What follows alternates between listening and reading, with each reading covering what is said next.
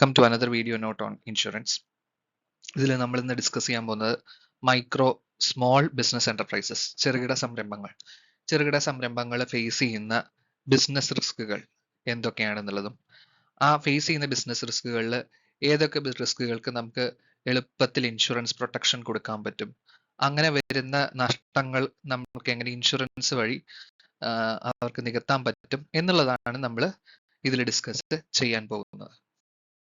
പറയുമ്പം നമ്മുടെ ചുറ്റും കാണുന്ന ചെറിയ മാനുഫാക്ചറിങ് യൂണിറ്റുകൾ ഉണ്ടാവാം, ഷോപ്പുകൾ ഉണ്ടാവാം, ബേക്കറി, കോഫി ഷോപ്പ്, ചെറിയ റെസ്റ്റോറൻറ്റുകൾ, പിന്നെ ഓഫീസ് സ്പേസുകൾ, അതായത് ഇൻഷുറൻസ് ഏജൻസി ഓഫീസ്, ജനസേവന കേന്ദ്രങ്ങൾ, അക്ഷയ സെന്റർ.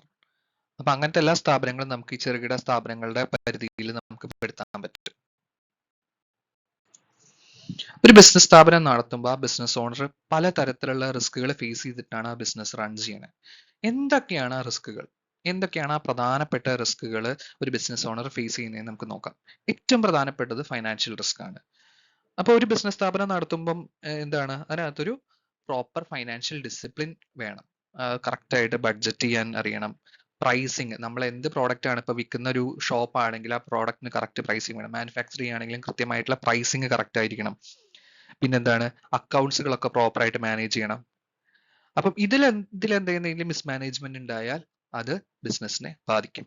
രണ്ടാമത്തെ എന്താണ്, ക്യാഷ് ഫ്ലോ എന്ന് പറയുമ്പോൾ നമ്മുടെ ബിസിനസ് റൺ ചെയ്യുന്നത് എന്താണ്, നമ്മൾ പ്രൊഡ്യൂസ് ചെയ്യുന്ന ഐറ്റം സെല് ചെയ്തിട്ട് അതിൽ നിന്ന് ക്യാഷ് ഫ്ലോ ജനറേറ്റ് ആവണം, ക്യാഷ് വേണം. ആ ക്യാഷ് വെച്ചിട്ടാണ് നമ്മൾ നമ്മുടെ ഡെയിലി എക്സ്പെൻസസ്, ഇപ്പോൾ പുതിയ റോ മെറ്റീരിയൽ വാങ്ങാനാണെങ്കിലും നമ്മുടെ സ്റ്റാഫിന് ശമ്പളം കൊടുക്കാനാണെങ്കിലും നമ്മുടെ സ്ഥാപനം നടത്തിക്കൊണ്ട് പോകാനുള്ള എക്സ്പെൻസസ്, റെന്റ്, ബാക്കിയുള്ള ഇലക്ട്രിസിറ്റി ബില്ല്, അങ്ങനത്തെ പല എക്സ്പെൻസസ് റൺ ചെയ്യാനായിട്ട് നമുക്ക് എന്ത് വേണം, ക്യാഷ് ജനറേറ്റ് ആയിക്കൊണ്ടേയിരിക്കണം. ആ സൈക്കിൾ ഇങ്ങനെ റൺ ചെയ്തുകൊണ്ടേയിരിക്കണം.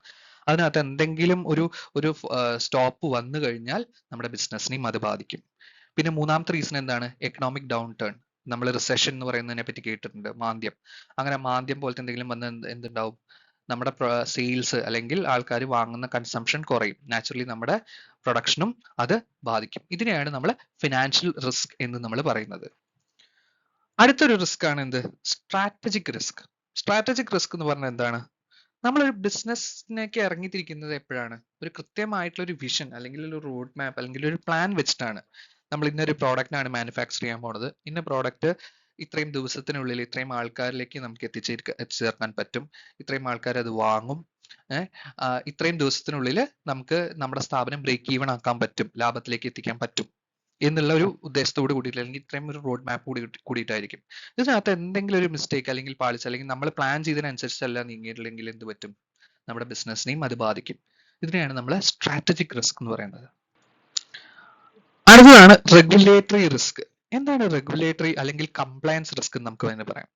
അതായത് നമ്മുടെ ബിസിനസ് സ്ഥാപനം നടത്തുന്നത് എന്താണ്, ഓരോ പ്രത്യേക നിയമങ്ങളെ അടിസ്ഥാനപ്പെടുത്തിയിട്ടായിരിക്കും അല്ലെങ്കിൽ നിയമാനുസൃതമായിട്ടായിരിക്കും ബിസിനസ് നടത്തിക്കൊണ്ട് പോകുന്നത്.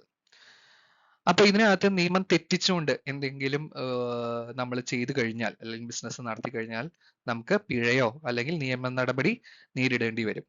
അപ്പൊ അത് നമ്മുടെ ബിസിനസ്സിനെ ബാധിക്കാൻ സാധ്യതയുണ്ട്. ഇത് മാത്രമല്ല, ചില നിയമങ്ങൾ കാലം കഴിയുന്തോറും മാറ്റം വരാനും സാധ്യതയുണ്ട്. ഈ മാറ്റം വരുന്ന നിയമങ്ങൾ നമ്മുടെ ബിസിനസ്സിനെ ബാധിക്കാൻ സാധ്യതയുണ്ട്. ഇതിനെയാണ് നമ്മൾ റെഗുലേറ്ററി അല്ലെങ്കിൽ കംപ്ലയൻസ് റിസ്ക് എന്ന് പറയുന്നത്.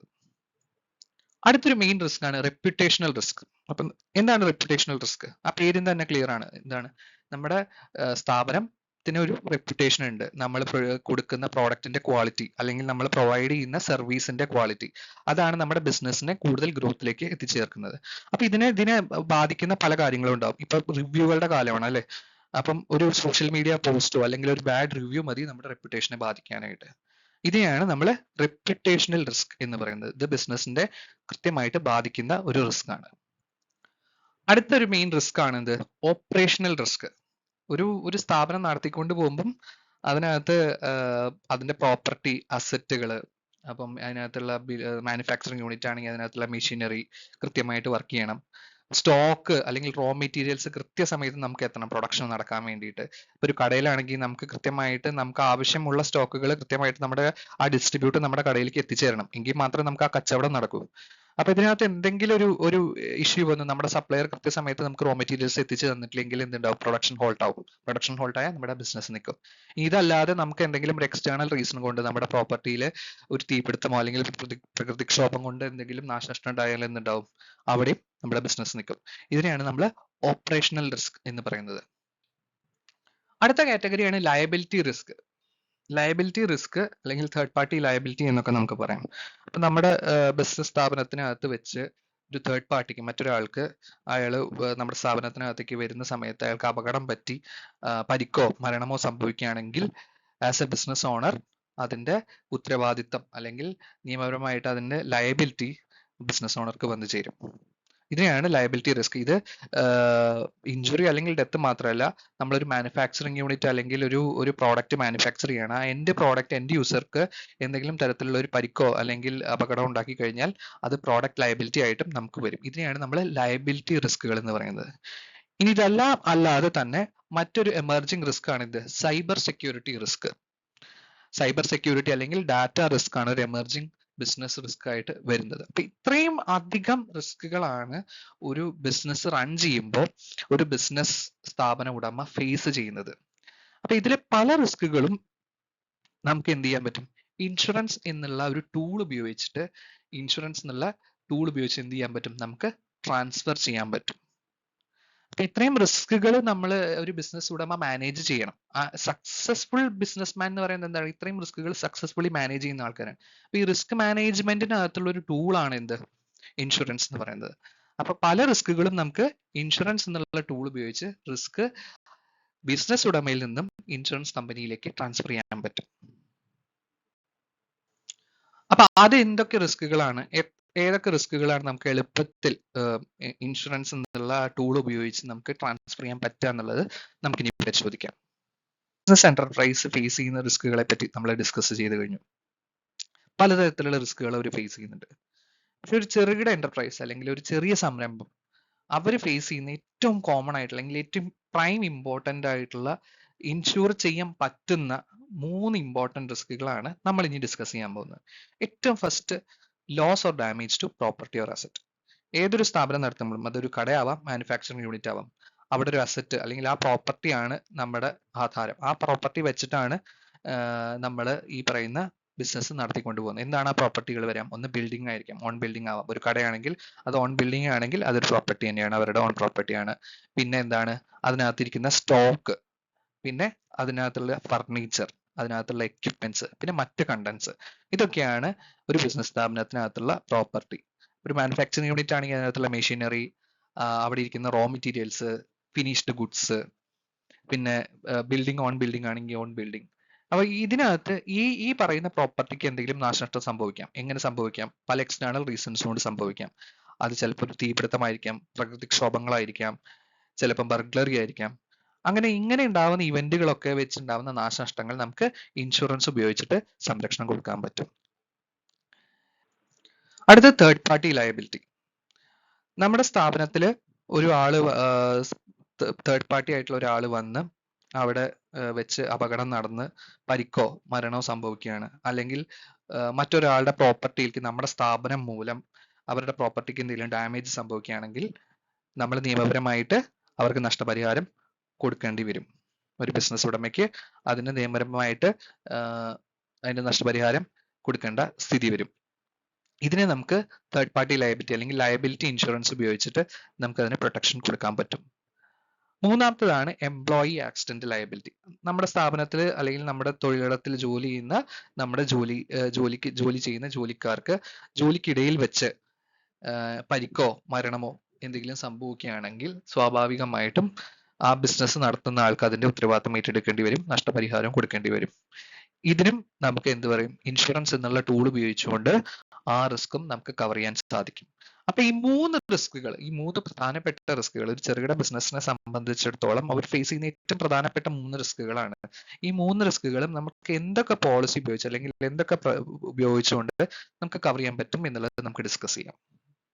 ഏറ്റവും കോമൺ ആയിട്ട് കാണുന്ന പ്രോപ്പർട്ടി ഡാമേജുകൾ എന്താണെന്ന് നമുക്ക് നോക്കാം. ഏറ്റവും കോമൺ ആയിട്ട് നമ്മുടെ നാട്ടിൽ കാണുന്ന ഏറ്റവും വലിയ എക്സാമ്പിൾ ആയിട്ട് കാണിക്കാൻ പറ്റുന്നതാണ് തീപിടുത്തം. ഒരു തീപിടുത്തം മതി മൊത്തം അസറ്റ്സും കത്തി നശിക്കാനായിട്ട്. ഏറ്റവും കോമൺ ആയിട്ട് നമ്മൾ കാണുന്നതാണ്. അതിപ്പോൾ ഒരു ഷോപ്പ് ആവാം, അല്ലെങ്കിൽ ഒരു മാനുഫാക്ചറിംഗ് യൂണിറ്റ് ആവാം, ഒരു വെയർ ഹൗസ് ആവാം, എന്ത് വേണമെങ്കിലും ആവാം. ഒരു തീപിടുത്തത്തിൽ എല്ലാം കത്തി നശിച്ചു പോവാം. പിന്നീട് എന്താണ്, പ്രകൃതിക്ഷോഭങ്ങൾ ഉണ്ടാവും അല്ലെ. അതിൽ ഏറ്റവും പ്രൊമനന്റ് ആയിട്ട് നമ്മുടെ നാട്ടിൽ കാണുന്നത് എന്താണ്, വെള്ളപ്പൊക്കം, ഫ്ലഡ്. അപ്പൊ ഫ്ലഡിലും ഈ പറഞ്ഞ നാശനഷ്ടം ഉണ്ടാവാം. വരുന്നതാണ് മറ്റ് പ്രകൃതിക്ഷോഭങ്ങളിൽ മെയിൻ ആയിട്ട് വരുന്നതാണ് എന്താണ്, ഭൂകമ്പം, എർത്ത്. പിന്നെ കാറ്റ്, ചുഴലിക്കാറ്റ്, കൊടുങ്കാറ്റ് എന്നിവ മൂലം ഉണ്ടാകുന്ന നാശനഷ്ടം. ഈ പ്രകൃതിക്ഷോഭങ്ങൾ ഏറ്റവും പ്രൊമനന്റ് ആയിട്ടുള്ളതാണ് ഇപ്പൊ ഞാൻ നെയിം ചെയ്യുന്നത്. മറ്റൊരു മേജർ റീസൺ എന്താണ്, കലാപം മൂലമുള്ള നാശനഷ്ടം. ഏതെങ്കിലും ഒരാൾക്കാർ സംഘം ചേർന്ന് വന്ന് റയറ്റ് നടത്തുക, അല്ലെങ്കിൽ സമരത്തിന്റെ ഇടയിൽ വന്ന് നാശനഷ്ടം ഉണ്ടാക്കുക. അപ്പൊ ഇതൊക്കെ മൂലം നമ്മുടെ സ്ഥാപനം അല്ലെങ്കിൽ പ്രോപ്പർട്ടിക്ക് ഡാമേജ് സംഭവിക്കാം. ഇതൊരു കോമൺ എക്സാമ്പിൾ ആണ്. നാട്ടിൽ കാണുന്ന ഏറ്റവും കോമൺ ആയിട്ടുള്ള ഒരു എക്സാമ്പിൾ എന്താണ്, ഇമ്പാക്ട് ഡാമേജ് എന്ന് പറയും. ആഘാതം മൂലമുള്ള നാശനഷ്ടം. നമ്മൾ വാർത്തകളിലൊക്കെ കേട്ടിട്ടുണ്ട്, എന്താണ്, വണ്ടി ഇടിച്ചു കയറി സ്ഥാപനത്തിലേക്ക് ഇടിച്ചു കയറി സ്ഥാപനത്തിന് നാശനഷ്ടം ഉണ്ടായി. വീടുകളിലേക്കൊക്കെ ഇടിച്ചു കയറുക അല്ലെങ്കിൽ സ്ഥാപനങ്ങളിലേക്ക് ഇടിച്ചു കയറുന്ന വാർത്തകളൊക്കെ നമ്മൾ കണ്ടിട്ടുണ്ട്. അതിനെയാണ് നമ്മൾ ഇമ്പാക്ട് ഡാമേജ് എന്ന് പറയുന്നത്. ഇതും നമ്മുടെ പ്രോപ്പർട്ടിക്ക് നാശനഷ്ടം ഉണ്ടാക്കുന്ന ഒരു ഇവന്റ് ആണ്. അപ്പൊ മേൽ പറഞ്ഞ പ്രോപ്പർട്ടി ഡാമേജ്, തീപിടുത്തം, ഫ്ലഡ്, ഭൂകമ്പം, ചുഴലിക്കാറ്റ്, കൊടുങ്കാറ്റ്, കലാപം മൂലമുള്ള നാശനഷ്ടം, ഇമ്പാക്ട് ഡാമേജ്, ഈ കാര്യങ്ങളടക്കം ഇതിനെയൊക്കെ നമ്മൾ കവർ ചെയ്യുന്ന ഒരു പോളിസിയാണ് fire and allied perils insurance എന്നാണ് നമ്മൾ കോമൺലി അതിനെ പറയുക. അപ്പൊ അത് 5 കോടി വരെയുള്ള അസറ്റുകളാണെങ്കിൽ, ഒരു ബിസിനസ് സ്ഥാപനം നടത്തുമ്പോൾ 5 കോടി വരെയാണ് അതിന്റെ total asset value. Building, plant and machinery, stock, മറ്റ് കണ്ടന്റ്സ് എല്ലാം ഉൾപ്പെടെ അവിടെ ഇരിക്കുന്ന ടോട്ടൽ അസറ്റ് വാല്യൂ 5 കോടിയുടെ താഴെയാണെങ്കിൽ നമ്മൾ അതിന് കൊടുക്കുന്ന പോളിസി പ്രോഡക്റ്റിന്റെ പേരാണ് ന്യൂ ഇന്ത്യ ഭാരത് സൂക്ഷ്മ ഉദ്യം സുരക്ഷാ പോളിസി. ഈ പോളിസിയിൽ മേൽ പറഞ്ഞ ഈ സംഭവങ്ങളും ഇവന്റുകളും അതുകൂടെ മൊത്തം 14 ഇവന്റുകൾക്കാണ് സംരക്ഷണം നമ്മൾ കൊടുക്കുന്നത്. ഇതല്ല, അസറ്റ് വാല്യൂ 5 കോടിയുടെ മുകളിലാണ്, നമ്മുടെ ബിസിനസ് സ്ഥാപനത്തിനകത്ത് ഇരിക്കുന്ന ടോട്ടൽ അസറ്റ് വാല്യൂ 5 കോടിയുടെ മുകളിലാണ്, 50 കോടിയുടെ 5 കോടിക്കും 50 കോടിക്കും ഇടയിലാണെങ്കിൽ പ്രോഡക്റ്റിന്റെ പേര് ന്യൂ ഇന്ത്യ ഭാരത് ലഘു ഉദ്യം സുരക്ഷാ പോളിസി എന്നുള്ളതാണ്. അപ്പൊ ഇതാണ് ഈ പറയുന്ന മേൽ പറഞ്ഞ പ്രോപ്പർട്ടി ഡാമേജുകൾ കവർ ചെയ്യുന്ന ഇൻഷുറൻസ് പോളിസി. അടുത്തൊരു പ്രോപ്പർട്ടി ഡാമേജ് സിനാരിയോ കാണാം. എന്താണത്, കവർച്ച ഒരു വലിയൊരു റിസ്ക് ആണ് അല്ലെ. കുത്തി തുറന്നുകൊണ്ട്, രാത്രി അടച്ചുകൊണ്ട് പോയ സ്ഥാപനത്തിനകത്ത് കള്ളന്മാര് കുത്തി തുറന്നുകൊണ്ട് സ്റ്റോക്കോ സാധനങ്ങളോ എടുത്തുകൊണ്ട് പോകുന്ന അവസ്ഥ. ഇതിനൊക്കെ പ്രൊട്ടക്ട് ചെയ്യാനായിട്ട് ന്യൂ ഇന്ത്യ ഒരു പ്രോഡക്റ്റ് ആണ് New India burglary and house breaking policy for business premises. അപ്പൊ അത് കുത്തി തുറന്നുകൊണ്ടുള്ള കവർച്ചേനെ പ്രൊട്ടക്ട് ചെയ്യാൻ വേണ്ടിയിട്ടാണ് ഈ ഒരു പോളിസി ഉള്ളത്. പ്രോപ്പർട്ടി ഡാമേജ് കവർ ചെയ്യുന്ന 2 കാര്യങ്ങൾ നമ്മളിപ്പോൾ പറഞ്ഞു. ഒന്ന്, നമ്മൾ ഫയർ ഇൻഷുറൻസ് പോളിസിനെ പറ്റി നമ്മൾ ഡിസ്കസ് ചെയ്തു. ബർഗ്ലറിയിൽ നമ്മൾ എന്താണ് കവർ ചെയ്യുന്നത് എന്നുള്ളതും കൂടി നമ്മൾ പറഞ്ഞു. ഇനിയുള്ളത് എന്താണ്, തേർഡ് പാർട്ടി ലയബിലിറ്റി. എന്താണ് തേർഡ് പാർട്ടി ലയബിലിറ്റി? നമ്മുടെ സ്ഥാപനത്തിനകത്ത് വെച്ച് മറ്റൊരാൾക്ക് അപകടത്തില് പരിക്കോ മരണമോ സംഭവിക്കുകയാണെങ്കിൽ ഉത്തരവാദിത്തം ആർക്ക് വരും, ബിസിനസ് സ്ഥാപന ഉടമയ്ക്ക് വരും. അത് മാത്രമല്ല, നമ്മുടെ സ്ഥാപനം മൂലം തേർഡ് പാർട്ടി മറ്റൊരാളുടെ പ്രോപ്പർട്ടിക്ക് എന്തെങ്കിലും ഡാമേജ് സംഭവിക്കുകയാണെങ്കിലും നമുക്ക് അതിന്റെ ഉത്തരവാദിത്തം വരും. അപ്പൊ ഇതിന് കവർ ചെയ്യുന്ന പോളിസിയാണ് പബ്ലിക് ലയബിലിറ്റി ഇൻഷുറൻസ്. അപ്പൊ പബ്ലിക് ലയബിലിറ്റി ഇൻഷുറൻസ് ആണ് ഇങ്ങനത്തെ സിറ്റുവേഷനുകളിൽ എന്തുണ്ടാവും, നഷ്ടപരിഹാരം കൊടുക്കുന്ന, അല്ലെങ്കിൽ കോടതി വിധിക്കുന്ന നഷ്ടപരിഹാരം കൊടുക്കാനും അതിന്റെ ലീഗൽ എക്സ്പെൻസസ് കവർ ചെയ്യാനും ഉള്ള കവർ കൊടുക്കുന്ന പോളിസിയാണ് ന്യൂ ഇന്ത്യയുടെ പബ്ലിക് ലയബിലിറ്റി ഇൻഷുറൻസ് പോളിസി. ഡാമേജിന്റെ കാര്യം പറഞ്ഞു. രണ്ടാമത്തത് നമ്മൾ പറഞ്ഞത് എന്താണ്, തേർഡ് പാർട്ടിക്ക് ഉണ്ടാവുന്ന ലയബിലിറ്റിയുടെ ഒക്കെ പറഞ്ഞു. മൂന്നാമത്തെ മെയിൻ എന്താണ്, നമ്മുടെ സ്ഥാപനത്തിൽ ജോലി ചെയ്യുന്ന ജോലിക്കാർക്ക് ഉണ്ടാവുന്ന അപകടങ്ങൾ. അത് പലതരത്തിലും ജോലിയുടെ പ്രത്യേകത കൊണ്ട് ഉണ്ടാവുന്ന അപകടങ്ങളായിരിക്കാം, അല്ലെങ്കിൽ ജോലി സ്ഥാപനത്തിൽ വെച്ച് ജോലിക്കിടയിൽ ഉണ്ടാവുന്ന അപകടങ്ങളായിരിക്കാം. അപ്പൊ അതിനെ പ്രൊട്ടക്ട് ചെയ്യാനായിട്ട് നമുക്ക് കൊടുക്കുന്ന പോളിസി എന്താണ്, workmen compensation insurance. Workmen compensation എന്ന് പറഞ്ഞു കഴിഞ്ഞാൽ വർക്ക്മെൻ കോമ്പൻസേഷൻ ആക്ട് 1923യുടെ നിയമപ്രകാരമുള്ള ഇൻഷുറൻസ് പോളിസിയാണ്. ജോലി സ്ഥലത്ത് വെച്ച് കഴിഞ്ഞ് തൊഴിലാളിക്ക് അപകടം ഉണ്ടായി കഴിഞ്ഞാൽ, അപകടത്തില് പരിക്കോ മരണോ സംഭവിച്ചു കഴിഞ്ഞാൽ ജോലിദാതാവ് അല്ലെങ്കിൽ ആ ബിസിനസ് സ്ഥാപന ഉടമ അതിന് ഉത്തരവാദിത്തം ഉണ്ട്, അതിന് നഷ്ടപരിഹാരം കൊടുക്കേണ്ടി വരും. ഇതിന് പ്രൊട്ടക്ട് ചെയ്യാനാണ് വർക്ക്മെൻ കോമ്പൻസേഷൻ പോളിസി. ജോലി സ്ഥലത്ത് അല്ലാതെ തന്നെ നമുക്ക് നമ്മുടെ തൊഴിലാളികൾക്ക് സംരക്ഷണം കൊടുക്കണം. എല്ലാ സ്ഥലത്തും ആക്സിഡന്റ് മൂലം അല്ലെങ്കിൽ അപകടം മൂലം തൊഴിലാളികൾക്ക് അല്ലെങ്കിൽ ജോലിക്കാർക്ക് എന്തെങ്കിലും പരിക്ക് സംഭവിച്ചു കഴിഞ്ഞാൽ അവർക്ക് ആ ഒരു ബെനിഫിറ്റ് കൊടുക്കാനായിട്ട്, പരിക്കോ അല്ലെങ്കിൽ മരണോ സംഭവിച്ചു കഴിഞ്ഞാൽ ബെനിഫിറ്റ് കൊടുക്കാൻ പറ്റുന്നതാണ് പേഴ്സണൽ ആക്സിഡന്റ് ഇൻഷുറൻസ് പോളിസി. ഇതും ഒരു സ്ഥാപന ഉടമയ്ക്ക് അവരുടെ ജോലിക്കാർക്ക് കൊടുക്കാൻ പറ്റുന്നതാണ്. അപ്പൊ രണ്ട് തരത്തിലും ജോലിക്കാർക്ക് ഉണ്ടാവുന്ന അപകടങ്ങളെ നമുക്ക് പ്രൊട്ടക്ട് ചെയ്യാൻ പറ്റും. ഒന്ന് വർക്ക്മെൻ കോമ്പൻസേഷൻ ഇൻഷുറൻസ് വഴിയും അതല്ലെങ്കിൽ ഒരു പേഴ്സണൽ ആക്സിഡന്റ് ഇൻഷുറൻസ് പോളിസി വഴിയും നമുക്ക് പ്രൊട്ടക്ഷൻ കൊടുക്കാൻ പറ്റും. വർക്ക്മെൻ കോമ്പൻസേഷൻ എന്ന് പറയുന്നത് ജോലിദാതാവിന് അല്ലെങ്കിൽ ബിസിനസ് സ്ഥാപന ഉടമയ്ക്ക് ഉണ്ടാവുന്ന എന്താണ് ഉത്തരവാദിത്തം അല്ലെങ്കിൽ നിയമപരമായിട്ട് അയാൾ നഷ്ടപരിഹാരം കൊടുക്കേണ്ട അവസ്ഥയെ പ്രൊട്ടക്ട് ചെയ്യാനാണ് വർക്ക്മെൻ കോമ്പൻസേഷൻ പോളിസി ഉള്ളത്.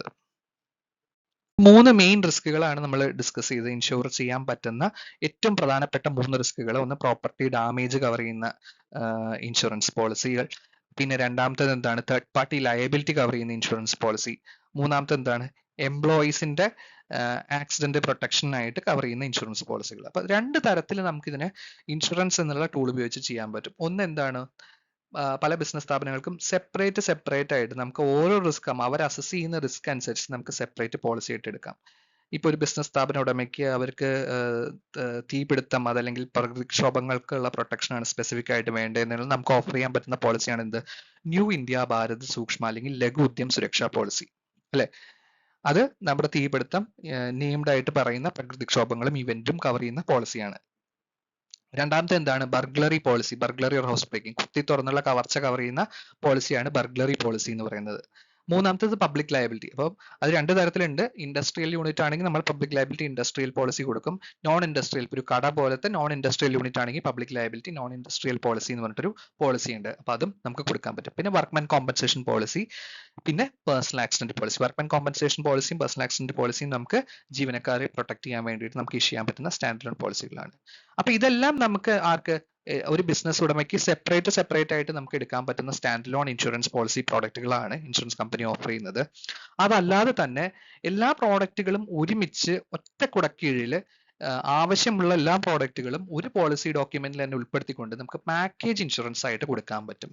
അതെങ്ങനെയാണെന്ന് നമുക്ക് നോക്കാം. ഫോർ എക്സാമ്പിൾ ന്യൂ ഇന്ത്യയുടെ ഷോപ്പ് കീപ്പർ ഇൻഷുറൻസ് പോളിസി ഉണ്ട്. ഷോപ്പ് കീപ്പർ ഇൻഷുറൻസ് എന്ന് പറഞ്ഞാൽ പേരിൽ തന്നെ വ്യക്തമാണ്, ഒരു കട ഉടമയ്ക്ക് എടുക്കാൻ പറ്റുന്ന പോളിസികളാണ്. അപ്പൊ ഈ പറഞ്ഞ property damage, burglary cover, public liability, workmen compensation, ഈ പറയുന്ന കാര്യങ്ങളെല്ലാം കൂടി ഒറ്റ പോളിസി ഡോക്യുമെന്റിൽ നമുക്ക് ഒരു പാക്കേജ് ഇൻഷുറൻസ് പോളിസി ആയിട്ട് കൊടുക്കാൻ പറ്റും. ഇതാണ് ന്യൂ ഇന്ത്യയുടെ ഷോപ്പ് കീപ്പേഴ്സ് ഇൻഷുറൻസ് പോളിസി. രണ്ടാമത്തെ എന്താണ് ന്യൂ ഇന്ത്യ മഹിളാ ഉദ്യം ഭീമ പോളിസി. ഇതൊരു പുതിയ പ്രോഡക്റ്റ് ആണ്. സ്ത്രീ സംരംഭകർക്ക് വേണ്ടിയിട്ട് പ്രത്യേകമായിട്ട്, അതായത് സ്ത്രീ സംരംഭകർ നടത്തുന്ന സ്ഥാപനങ്ങൾക്ക് പ്രൊട്ടക്ഷൻ കൊടുക്കാൻ വേണ്ടിയിട്ടുള്ള പാക്കേജ് പോളിസിയാണ്. മേൽ പറഞ്ഞ സെയിം കവറേജുകൾ തന്നെയാണ്. ഫയർ പോളിസിയുടെ കവറേജ് കിട്ടും, അതായത് പ്രോപ്പർട്ടി ഡാമേജിനുള്ള കവറേജുകൾ, പിന്നെ പബ്ലിക് ലയബിലിറ്റി കവർ, ഈ കവറുകളെല്ലാം ഉൾപ്പെടുത്തിക്കൊണ്ടുള്ള ഒരു പാക്കേജ് പോളിസി. വനിതാ സംരംഭകർക്കുള്ള പ്രത്യേക പോളിസിയാണ് മഹിളാ ഉദ്യം ഭീമ പോളിസി. പിന്നെ മൂന്നാമത്തെ പാക്കേജ് പോളിസി. നമുക്ക് വേണ്ട കവറുകൾ, ഇപ്പൊ ഫയർ പോളിസി ആവും, ബർഗ്ലറി ആവും, പബ്ലിക് ലയബിലിറ്റി ആവും, വേണ്ട കവറുകൾ മാത്രം ഉൾപ്പെടുത്തിക്കൊണ്ട് ചെറുകിട ഇൻഷുറൻസുകൾക്ക് നമുക്ക് പാക്കേജ് ആയിട്ട് ഒറ്റ പോളിസിയിൽ തന്നെ നമുക്ക് പോളിസി ചെയ്യാൻ പറ്റും. അതിനെയാണ് new India package insurance policy എന്ന് പറയാം. നാലാമത്തത് ഓഫീസ് പ്രൊട്ടക്ഷൻ ഷീൽഡ്. ഇതേ സെയിം പാക്കേജ് മോഡൽ തന്നെ ഒരു ഓഫീസ് സ്ഥാപനം നടത്തുന്ന വ്യക്തിക്ക് എടുക്കാൻ പറ്റുന്ന പാക്കേജ് ഇൻഷുറൻസ് പോളിസിയാണ് ന്യൂ ഇന്ത്യയുടെ ഓഫീസ് പ്രൊട്ടക്ഷൻ ഷീൽഡ് എന്ന് പറയുന്ന പ്രോഡക്റ്റ്. അപ്പൊ വ്യത്യസ്ത തരം പ്രോഡക്റ്റുകളാണ് ഉള്ളത്. ഒരു കസ്റ്റമർക്ക് അല്ലെങ്കിൽ ഒരു ബിസിനസ് സ്ഥാപന ഉടമയ്ക്ക് ഒന്നെങ്കിൽ സ്റ്റാൻഡ് അലോൺ ആയിട്ട് സെപ്പറേറ്റ് ആയിട്ട് അവർക്ക് പോളിസി എടുക്കാം, ഓരോ പ്രോഡക്റ്റും നമുക്കുണ്ട്. അതല്ലെങ്കിൽ പാക്കേജ് ആയിട്ട് ഒറ്റ പോളിസി ഡോക്യുമെന്റിൽ തന്നെ വ്യത്യസ്ത കവറുകൾ വരുന്ന രീതിയിൽ നമുക്ക് പോളിസി കൊടുക്കാൻ കഴിയും. ചെറിയ ബിസിനസ് സംരംഭങ്ങൾക്ക് ഇൻഷുറൻസ് എന്ന് പറയുന്നത് വളരെ വളരെ ഇമ്പോർട്ടന്റ് ആയിട്ട് വരുന്നത്. അപ്പം ഒരു അപകടം സംഭവിച്ചു കഴിഞ്ഞാൽ, അതായത് നമ്മുടെ ബിസിനസ് എന്തെങ്കിലും ഒരു നാശനഷ്ടം സംഭവിച്ചു കഴിഞ്ഞാൽ, തീപിടുത്തം മൂലം അല്ലെങ്കിൽ പ്രകൃതിക്ഷോഭം മൂലം എന്തെങ്കിലും ഒരു നാശനഷ്ടം സംഭവിച്ചു കഴിഞ്ഞാൽ, നമ്മൾ കെട്ടിപ്പടുത്ത ബിസിനസ് മുഴുവനായിട്ട് നഷ്ടപ്പെടുന്ന അവസ്ഥയിൽ നിന്ന് നമുക്ക് ഒഴിവാക്കാൻ പറ്റും, രക്ഷപ്പെടാൻ പറ്റും. ആ ഒരു മനസമാധാനം, അതാണ് ഒരു മെയിൻ ഫാക്ടർ. രണ്ടാമത്തേത് എന്താണ്, നിങ്ങളുടെ ബിസിനസ്സിന്, അതായത് എന്ത് നാശനഷ്ടം വന്നാലും ഇൻഷുറൻസ് സപ്പോർട്ട് ഉള്ളതുകൊണ്ട് ആ ബിസിനസ്സിനെ പുനഃസ്ഥാപിക്കാനുള്ള കഴിവ്, അതിനുള്ള സപ്പോർട്ട് ഇൻഷുറൻസ് കമ്പനി കൊടുക്കുന്നുണ്ട്. മൂന്നാമത്തെ എന്താണ്, നമ്മുടെ സ്ഥാപനം മൂലം തേർഡ് പാർട്ടികൾക്ക് ഉണ്ടാകുന്ന നാശനഷ്ടം, നമ്മളത് പരിക്കോ മരണോ ആയിരിക്കാം, അല്ലെങ്കിൽ തേർഡ് പാർട്ടി പ്രോപ്പർട്ടി ഡാമേജ് ആവാം. അപ്പൊ അതുകൊണ്ട് എന്തുണ്ടാവും, കോടതി ചെലവുകൾ കുറെ ഉണ്ടാവും, നഷ്ടപരിഹാര തുക ഉണ്ടാവും. ഇതെല്ലാം വലിയ തുകയായിട്ടാണ് വരുന്നുണ്ടാവുക. ആ ബാധ്യത നമുക്ക് എളുപ്പത്തിൽ നമുക്ക് ഒഴിവാക്കാൻ പറ്റും. നാലാമത്തത് എന്താ, തൊഴിലാളികളായിട്ട് ബന്ധപ്പെട്ട അപകടങ്ങൾക്ക് പരിരക്ഷ. നമ്മുടെ തൊഴിലാളികൾ അല്ലെങ്കിൽ ഒരു സ്ഥാപനം നടത്തുമ്പോൾ അതിന്റെ മെയിൻ എന്താ പറയാ തൂണ് എന്ന് പറയുന്നത് എന്താണ്, ആ തൊഴിൽ എടുക്കുന്ന തൊഴിലാളികളാണ്, ജോലിക്കാരാണ്. ആ ജോലിക്കാരില്ലെങ്കിൽ ബിസിനസ് നടത്താൻ പറ്റില്ല. അപ്പൊ അവർക്ക് എന്തെങ്കിലും അപകടം ഉണ്ടായി കഴിഞ്ഞാൽ ബിസിനസിനെ ബാധിക്കും. അപ്പൊ ഈ ഇൻഷുറൻസ് പരിരക്ഷ ഉള്ളതുകൊണ്ട് അവരെയും പെട്ടെന്ന് നമുക്ക് അവർക്ക് ആ ബെനിഫിറ്റ് കൊടുത്തുകൊണ്ട് നമുക്ക് ബിസിനസ് തിരിച്ച് കൊണ്ടുവരാൻ പറ്റും. ഇതുകൊണ്ടാണ് ചെറിയ ബിസിനസ്സുകൾക്ക് ഇത്ര ബേസിക് ആയിട്ട് വേണ്ട ആ 3 കവറേജുകൾ വളരെ വളരെ ഇമ്പോർട്ടന്റ് ആയിട്ടിരിക്കുന്നത്. ഓരോ ബിസിനസ് സംരംഭം, എസ്പെഷ്യലി ചെറിയ ബിസിനസ് സംരംഭങ്ങൾ, അത് കഠിനാധ്വാനം ചെയ്ത് സേവ് ചെയ്ത പൈസ വെച്ചുകൊണ്ടായിരിക്കും അവർ ആ സംരംഭം തുടങ്ങിയിട്ടുണ്ടാവുക. അപ്പൊ വർഷങ്ങളോളം കഠിനാധ്വാനം ചെയ്തിട്ട് ചുരുക്കൂട്ടി വെച്ച പൈസ കൊണ്ടായിരിക്കും ഓരോ സംരംഭങ്ങൾ തുടങ്ങിയിട്ടുണ്ടാവുക. അല്ലെങ്കിൽ കടം വാങ്ങിയിട്ടോ അല്ലെങ്കിൽ ബാങ്കിൽ നിന്ന് ലോൺ എടുത്തുകൊണ്ടൊക്കെ ആയിരിക്കും ചെറിയ ചെറിയ സംരംഭങ്ങൾ, കടകൾ അല്ലെങ്കിൽ ചെറിയ മാനുഫാക്ചറിംഗ് യൂണിറ്റുകൾ തുടങ്ങുന്നത്. അങ്ങനെ തുടങ്ങി വെച്ചൊരു സ്ഥാപനം ഒറ്റ ദിവസം കൊണ്ട് ഒരു തീപിടുത്തമോ അല്ലെങ്കിൽ ഒരു പ്രകൃതിക്ഷോഭമോ കാരണം നഷ്ടപ്പെടുന്നതിനെ കുറിച്ച് ഒന്ന് ചിന്തിച്ചു നോക്കിയാൽ മതി. അപ്പോൾ നമുക്ക് ഇൻഷുറൻസിന്റെ ഇമ്പോർട്ടൻസ് മനസ്സിലാവും. അപ്പൊ പറഞ്ഞു വന്നത് ഇതാണ്, ഇൻഷുറൻസ് ഒരു സുരക്ഷാ വലയം പോലെ തന്നെയാണ്. നമ്മൾക്ക് മുൻകൂട്ടി കാണാൻ കഴിയാത്ത സംഭവങ്ങളിൽ നിന്നുണ്ടാവുന്ന സാമ്പത്തിക നഷ്ടം, അതിൽ നിന്ന് നമ്മുടെ സ്ഥാപനത്തിനെ സംരക്ഷിക്കാൻ ഇൻഷുറൻസിന് കഴിയും. അപ്പൊ ഏറ്റവും പ്രധാനപ്പെട്ട 3 റിസ്കുകളാണ് ചെറുകിട സംരംഭങ്ങൾ ഫേസ് ചെയ്യുന്ന 3 റിസ്കുകളാണ്. ഒന്ന് property loss, third party liability റിസ്കുകൾ, പിന്നെ എംപ്ലോയികൾക്ക്, ജോലിക്കാർക്കുള്ള ആക്സിഡന്റ് പ്രൊട്ടക്ഷൻ. ഇത് 3ആണ് പ്രധാനപ്പെട്ട ചെറുകിട സംരംഭങ്ങൾ ഫേസ് ചെയ്യുന്ന ഏറ്റവും വലിയ റിസ്കുകൾ. ഈ റിസ്കുകളിൽ നിന്ന് ഇൻഷുറൻസ് പ്രോഡക്റ്റ് അല്ലെങ്കിൽ ഇൻഷുറൻസ് പോളിസി എടുക്കുന്നതോട് എന്താണ്ടാവാണ്, നമ്മൾ ഈ റിസ്ക് ട്രാൻസ്ഫർ ചെയ്യാണ്, ആർക്ക്? ഇൻഷുറൻസ് കമ്പനിക്ക് ട്രാൻസ്ഫർ ചെയ്യാണ്. അപ്പം ഈ ഇൻഷുറൻസ് എന്ന് പറയുന്നത് ഒരു എക്സ്പെൻസ് അല്ല, മറിച്ച് നമ്മളൊരു റിസ്ക് മാനേജ്മെന്റ് മെത്തേഡ് ആണ്. ആ റിസ്ക് മാനേജ്മെന്റ് മെത്തേഡ് ഉപയോഗിക്കുന്നതോടെ എന്തുണ്ടാവാം, നമുക്ക് മനസ്സമാധാനം കിട്ടും. നമ്മൾ കെട്ടിപ്പടുത്ത് കൊണ്ടുവന്ന ആ ബിസിനസ് സ്ഥാപനം എന്തുണ്ടാവും, പ്രൊട്ടക്റ്റഡ് ആയിട്ട് നിൽക്കും, കുറെ കാലങ്ങളോളം വളർച്ചയിലേക്ക് നീങ്ങും. അത് ഒരു നിമിഷം കൊണ്ട് തകർന്നു പോകുന്നുള്ള ഭയം നമുക്ക് ഒഴിവാക്കാൻ സാധിക്കും. നമ്മൾ എക്സ്പ്ലെയിൻ ചെയ്തേക്കുന്ന ഓരോ പ്രോഡക്ട്സിനെ പറ്റിയും കൂടുതൽ വിവരങ്ങൾ അറിയാനായിട്ട് അടുത്തുള്ള ന്യൂ ഇന്ത്യയുടെ ഓഫീസുമായിട്ടോ അല്ലെങ്കിൽ ന്യൂ ഇന്ത്യയുടെ ഏജൻസുമായിട്ടോ തീർച്ചയായിട്ടും ബന്ധപ്പെടാൻ പറ്റും. കൂടുതൽ വിവരങ്ങൾ, ഓരോ പ്രോഡക്ട്സിനെ പറ്റിയുള്ള കൂടുതൽ വിവരങ്ങൾ, പോളിസി എടുക്കാനുള്ള പ്രൊസീജിയേഴ്സ്, കാര്യങ്ങൾ, അതെല്ലാം ഏജന്റുമാരുമായിട്ടോ അല്ലെങ്കിൽ ഓഫീസുമായി ബന്ധപ്പെട്ട് കഴിഞ്ഞാൽ തീർച്ചയായിട്ടും അറിയാൻ പറ്റും.